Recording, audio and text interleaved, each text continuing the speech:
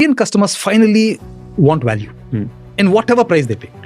Indian customers will haggle like mad. Okay, even if they're buying a 1 lakh bag, they'll want a 10% discount. They need to feel good. And they need to go home and say, look, it was actually 1 lakh, but I got it for 80,000 rupees. So whatever they do, they want a bargain. Okay. It's ingrained into, people. I can't tell you the number of friends I have. They'll go buy something. I'll say, why did you buy it? 50% off. So Indian customers are that. The American customers have a very unique thing that they can return anything if they don't like it with full price, no questions asked. The return behavior in American consumers is very, very different. In India, 80% of the companies offer good service. In America, only 20% of the companies offer good service. But they write about service. Service industry in America is actually broken. You look at the airlines, you look at the hotels. I was staying at one of the top hotels in New York.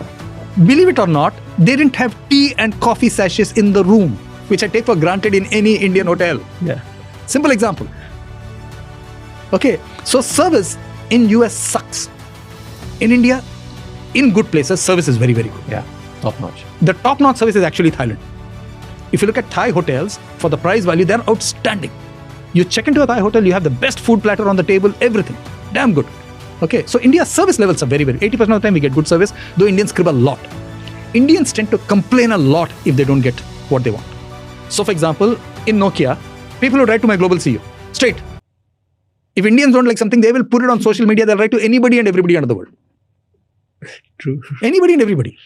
They think, the global CEO is just waiting for this mail. And if he doesn't reply, again, he'll get hammered. So Indians are extremely demanding of the brands and the companies that they work with.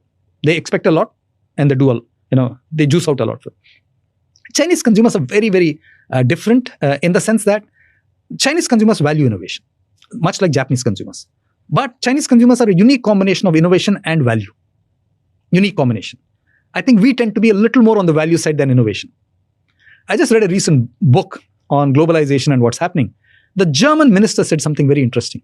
He said it's very tough to compete with China because they are both low price and high innovation. That is the Chinese consumer. So those